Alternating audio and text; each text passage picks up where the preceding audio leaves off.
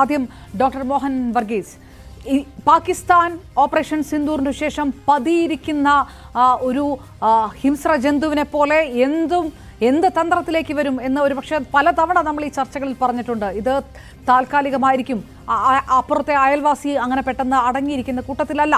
പക്ഷേ ഇത്തവണ ഒരു പടി കൂടി മുന്നിൽ കടന്നുകൊണ്ട് പാകിസ്ഥാൻ നിലപാടെടുക്കുകയാണോ എന്ന് സംശയിക്കുന്ന രീതിയിൽ ഒരു ദുരിതാശ്വാസ സഹായം പോലും വഴിവിട്ട് ചിലവഴിച്ചുകൊണ്ട് പാകിസ്ഥാൻ വീണ്ടും ലഷ്കർ ഇ തോയ്ബയെ ഉയർത്തിപ്പൊക്കിക്കൊണ്ടുവരുന്നു. ആദ്യ ചോദ്യം, ഈ ആശങ്ക അതിർത്തിയിൽ എത്രത്തോളമുണ്ട് എന്ന് തന്നെയാണ്. അതൊരു മറ്റൊരു യുദ്ധത്തിന്റെ സൂചനയാണ്. ആശങ്ക തീർച്ചയായും പാരമ്യത്തിലെത്തി നിൽക്കുന്നു. കാരണം ഇന്ത്യയുടെ ഒരു പ്രഖ്യാപിത നിലപാടുണ്ട്. അതിർത്തി കടന്നു വരുന്ന ഭീകരതയുടെ പിന്നിൽ പ്രവർത്തിക്കുന്നവരെ അതിർത്തി കടന്ന് ചെന്ന് തന്നെ ആക്രമിച്ച് കീഴടക്കും, ആ കേന്ദ്രങ്ങൾ അവസാനിപ്പിക്കും എന്ന ഒരു ശാസന, ഉഗ്രമായ ഒരു ശാസന ഇന്ത്യയുടെ ഭാഗത്തു നിന്നുണ്ട്. മാത്രമല്ല 2-3 ആവർത്തി അത് തെളിയിച്ചതുമാണ് ചരിത്രത്തിൽ, സമീപകാല ചരിത്രത്തിൽ അത് തെളിയിച്ചതുമാണ്. അങ്ങനെയെങ്കിൽ ലഷ്കർ ഇ തോയ്ബയുടെ ഹെഡ് ക്വാർട്ടേഴ്സ് മൊറിറ്റ്കയിലെ മർക്കസ് തൈബ, ആ തൈബയിൽ 3 പ്രധാന കെട്ടിട സമുച്ചയങ്ങളുണ്ട്. ഒന്ന് റെഡ് കോംപ്ലക്സ്, അതവിടെയാണ് ആയുധ സന്നാഹങ്ങളുള്ളത്, ആയുധങ്ങൾ സ്വരൂപിച്ച് വെക്കുന്നത്. യെല്ലോ കോംപ്ലക്സ്, അവിടെയാണ് ട്രെയിനിങ് ഫെസിലിറ്റീസ് നടക്കുന്നത്. അതോടൊപ്പം തന്നെ മറ്റൊരു കോംപ്ലക്സിൽ റെസിഡൻഷ്യൽ സംവിധാനങ്ങൾ, 1000-ഓളം പേർക്ക് താമസിച്ച് പഠിക്കാനുള്ള സംവിധാനങ്ങൾ. അതാണ് മർക്കസ് തൈബയുടെ പ്രത്യേകത. അത് ഏതാണ്ട് പൂർണ്ണമായി ഡീഫങ്ക്ട് ആയിരിക്കുന്നു. ഇന്ത്യയുടെ മെയ് മാസം 7-ാം തീയതി നടത്തിയ ഓപ്പറേഷൻ സിന്ധൂർ അനുസരിച്ച് നടത്തിയ ആക്രമണത്തിൽ ആ ഇൻഫ്രാസ്ട്രക്ചർ ഈസ് ടോട്ടലി ഡെസിമേറ്റഡ്. അങ്ങനെയെങ്കിൽ അത് വീണ്ടും റീകൺസ്ട്രക്ട് ചെയ്യുമോ എന്നതായിരുന്നു ഏവരും ഉറ്റുനോക്കിയിരുന്നത്. ഇവിടെ ഒരു ഡിമോളിഷൻ ഡ്രൈവ് ആയിരുന്നു. ഓഗസ്റ്റ് മാസം മുഴുവൻ ഏതാണ്ട് ഒരു ഡിമോളിഷൻ ഡ്രൈവാണ്. അവിടെ അവശേഷിച്ച കെട്ടിടങ്ങളെയൊക്കെ ഇടിച്ച് നിരത്തുന്ന തിരക്കിലായിരുന്നു പാകിസ്ഥാൻ. പക്ഷേ ഈ മാസം 7-ാം തീയതി, സെപ്റ്റംബർ മാസം 7-ാം തീയതി റീകൺസ്ട്രക്ഷൻ ആരംഭിച്ചു. ഡിസ്ട്രോയ് ചെയ്ത കെട്ടിടങ്ങൾ പുനർനിർമ്മിക്കാനുള്ള ഒരു തീരുമാനം പാകിസ്ഥാൻ എടുക്കുകയും ഗവൺമെൻറ് ഫണ്ടിങ്ങിനെ കുറിച്ച് ഒരു സെക്യൂരിറ്റി, ഒരു ഇൻ്റലിജൻസ് ഡോസിയർ ഇപ്പോൾ പുറത്തു വരികയും അതിപ്പോൾ പബ്ലിക് ഡിബേറ്റിലേക്ക് വരികയാണ്. ആ ഇൻ്റലിജൻസ് ഡോസിയർ അനുസരിച്ച്, ആ രേഖകളനുസരിച്ച് പാകിസ്ഥാൻ ₹4 crore, അതൊരു ചെറിയ തുകയായിരിക്കാം, പക്ഷേ പാകിസ്ഥാൻ ഗവൺമെൻറ് ഒരു സീഡ് മണി എന്ന രൂപത്തിൽ ഈ 4 കോടി പാകിസ്ഥാൻ രൂപ, അത് ഏതാണ്ട് 1.5 കോടി ഇന്ത്യൻ രൂപ വരും. അത് കണക്കിൽ പറയുമ്പോൾ അത് വലിയൊരു തുകയൊന്നുമല്ല, പക്ഷേ അതൊരു സിംബോളിക് എമൗണ്ടാണ്. ആകെ 15 കോടി പാകിസ്ഥാൻ രൂപയ്ക്കുള്ള റീകൺസ്ട്രക്ഷൻ ആക്ടിവിറ്റീസാണ് അവിടെ നടക്കുന്നത്. അതിനുള്ള തുക കണ്ടെത്താൻ മുൻകാലത്തെ പോലെ തന്നെ പാകിസ്ഥാൻ ആഗ്രഹിക്കുന്ന, അല്ലെങ്കിൽ ലഷ്കർ ഇ തോയ്ബ കേന്ദ്രങ്ങൾ ഉപയോഗിക്കുന്ന മാർഗം ദുരിതാശ്വാസ നിധിയിൽ നിന്നുമാണ്. പാകിസ്ഥാൻ ഗവൺമെൻറ് അല്ല, മറിച്ച് ലഷ്കർ ഇ തോയ്ബയുടെ ഫ്രോണ്ടൽ ഓർഗനൈസേഷൻ ജമായത്ത് ദുവ ഉൾപ്പെടെയുള്ള സംഘടനകൾ ഇവിടെ വെള്ളപ്പൊക്കം, മറ്റുള്ള പ്രകൃതി ദുരന്തങ്ങൾ, ഇതിനെല്ലാം ഒരു പരിഹാരമെന്ന നിലയിൽ പൊതുജനങ്ങളിൽ നിന്നും സ്വീകരിക്കുന്ന ദുരിതാശ്വാസ ധനസഹായം ഡൈവേർട്ട് ചെയ്ത് ലഷ്കർ ഇ തോയ്ബയുടെ നിർമ്മാണ പ്രവർത്തനത്തിന് വേണ്ടി ഉപയോഗിക്കുന്നു. അവിടെ പാകിസ്ഥാൻ സ്റ്റേറ്റിൻ്റെ നേരിട്ടുള്ള ഒബ്സർവേഷനിലാണ് ഇതെല്ലാം നടക്കുന്നത്. അങ്ങനെയെങ്കിൽ ഞാൻ ആദ്യം പറഞ്ഞ കാര്യത്തിലേക്ക് വരുന്നു. The state of India has a policy, a declared policy to eliminate cross border terror.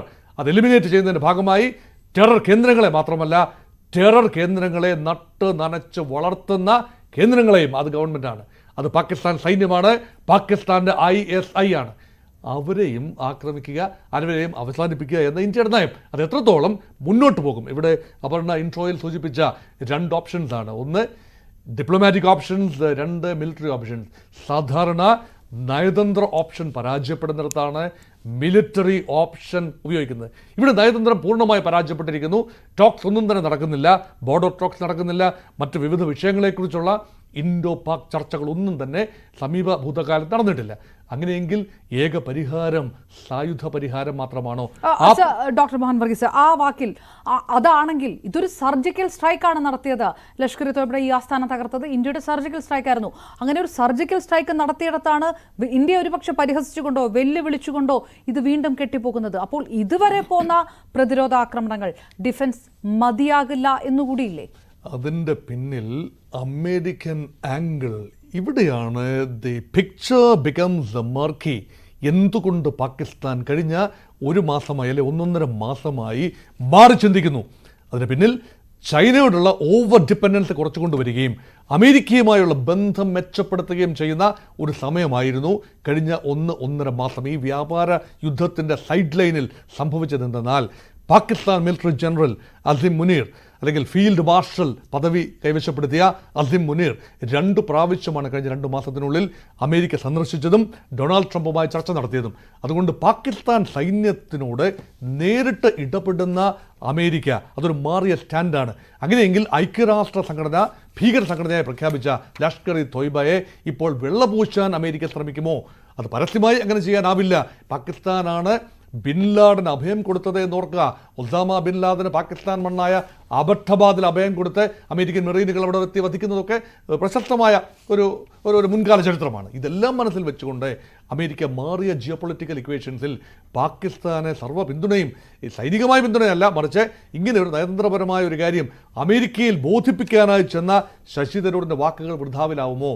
നമ്മൾ കൂടുതൽ ശ്രദ്ധിച്ചത് പാശ്ചാത്യ രാജ്യങ്ങളിൽ, പ്രത്യേകിച്ച് അമേരിക്കൻ കോണ്ടിനെൻറ്റിലെ രാജ്യങ്ങളിൽ, അതുപോലെ യൂറോപ്യൻ കോണ്ടിനെൻറ്റിലെ രാജ്യങ്ങളിൽ പോയി കാര്യം അറിയിക്കുക എന്നതാണ്. ഇത്രയെല്ലാം എഫേർട്ട്, ഡിപ്ലോമാറ്റിക്കലി എഫേർട്ട് എടുക്കുന്നു, പിമാരെ വിട്ടുകൊണ്ട് രാജ്യാന്തര സമൂഹത്തോട് കാര്യങ്ങൾ പറയുന്നു. ഇതെല്ലാം കഴിഞ്ഞതിന് ശേഷവും വീണ്ടും പാകിസ്ഥാൻ ഇതുമായി ഈ കലാപരിപാടിയുമായി മുന്നോട്ട് പോവുകയാണെങ്കിൽ what is the option available? The only option is military option available. അത് ഏത് സമയമാണ് ഉപയോഗിക്കേണ്ട ആവശ്യമുണ്ടോ, അതോ ഏതെങ്കിലും രീതിയിലുള്ള ഇടപെടലുകൾ ഉണ്ടാകുമോ, അതോ കൺസ്ട്രക്ഷൻ നിർത്തിവെക്കുമോ, അങ്ങനെയുള്ള കാര്യങ്ങൾ ഇനി ആലോചിച്ച് കണ്ടുപിടിക്കേണ്ട കാര്യമാണ്. ഡോക്ടർ മോഹൻ ഒരു കാര്യമുണ്ട്. അപ്പം ലഷ്കറിന് സാമ്പത്തിക പിന്തുണ ISIയും പാക് സൈന്യവും ചേർന്ന് കൊടുക്കുമ്പോൾ ഇതിൻ്റെ ബ്രെയിൻ അമേരിക്കയുമുണ്ട് എന്നുകൂടിയാണ്. പിന്നിൽ അമേരിക്കയുടെ ഏതെങ്കിലും ഒരു വൻ ശക്തിയുടെ പ്രയർ ഈ നേരിട്ടുള്ള ഇൻവോൾവ്മെൻറ്റ് ഉണ്ട് എന്ന് തെളിയിക്കാനുള്ള രേഖകൾ ഒന്നും തന്നെ ഉണ്ടാവില്ല. കാരണം അമേരിക്കൻ CIA വർക്ക് ചെയ്യുന്ന വളരെ ക്ലാൻഡസ്റ്റൈൻ ഓപ്പറേഷൻസാണ്. ഇവിടെ ഇന്ത്യയുമായി ഒരു വിലപേശൽ നടക്കുന്നു വ്യാപാര രംഗത്ത്. ഇവിടെ പരമാവധി ഇന്ത്യയെ സമ്മർദ്ദത്തിലാക്കുക. ഇപ്പോൾ ഇന്ത്യ പറയുന്ന കാര്യങ്ങൾക്കൊക്കെ ഈ തീവ്രവാദവുമായി ബന്ധപ്പെട്ട കാര്യങ്ങൾ, ആഗോള ഭീകരതയ്ക്കെതിരെയുള്ള അമേരിക്കയുടെ പോരാട്ടം, അത് ഇന്ത്യയുടെ കൂടെ പോരാട്ടമാണ്. ഇവിടെ convergence of interest, American and Indian interest അത് സംഭവിക്കുന്നു. പക്ഷേ അതുപോലും തൃണവൽഗണിച്ചുകൊണ്ട് ഭീകരതയെ നട്ടുനനച്ച് വളർത്തുന്ന രാജ്യമായ പാകിസ്ഥാൻ്റെ ചെയ്തികളെ കണ്ടില്ല എന്ന് നടിക്കാനാണ് അമേരിക്ക ശ്രമിക്കുന്നത് എങ്കിൽ തീർച്ചയായും ഡിപ്ലോമാറ്റിക് ഒരു ഡിസാസ്റ്റർ തന്നെയായിരിക്കും അത് എന്നാണ് എനിക്ക് സൂചിപ്പിക്കാനുള്ളത്. ഞാൻ തിരികെത്താം. ശ്രീ AM ഷിനാസ, ഡിപ്ലോമാറ്റിക് ഡിസാസ്റ്റർ എന്നൊരു വാക്കിൽ നിർത്തുന്നു. അതായത് ഇനി ഈ നയതന്ത്ര സംഭാഷണങ്ങൾക്ക് ഇനി പ്രസക്തിയില്ല. ഇപ്പോഴുള്ള പ്രതിരോധം സംവിധാനങ്ങൾ അല്ലെങ്കിൽ ആ നീക്കങ്ങളിൽ പോലും കടുത്ത നീക്കത്തിലേക്ക് ഇന്ത്യ കടക്കേണ്ടി വരും. അതിനപ്പുറത്തേക്ക് ഏതെങ്കിലും തരത്തിലൊരു ഡിപ്ലോമാറ്റിക് കോൺവെർസേഷന് ഇനി ചാൻസ് ഉണ്ട്, അവിടെ ഒരു സ്പേസ് ഉണ്ട് എന്ന് താങ്കൾ കരുതുന്നുണ്ടോ? ഇന്ത്യയും പാകിസ്ഥാനും മാത്രമല്ല അമേരിക്ക പോലും ഇതിനകത്ത് ഇടപെട്ടിട്ടുണ്ടാകാം എന്നുള്ളൊരു വിലയിരുത്തൽ പോലും ഇതിനകത്ത് വരുമ്പോൾ ഡിപ്ലോമാറ്റിക് എന്ന് പറഞ്ഞ ഓപ്പറേഷൻ സിന്ധൂറിന് ശേഷം 7 സംഘത്തെ വ്യത്യസ്ത രാജ്യങ്ങളിലേക്കായി 10-35 രാജ്യങ്ങളിലേക്കായി നമ്മൾ വിട്ടു. അതിൽ അമേരിക്കയും ഉണ്ടായിരുന്നു. അത് പാകിസ്ഥാൻ പഹൽഗാം ആക്രമണത്തിൽ മാത്രമല്ല, പാകിസ്ഥാൻ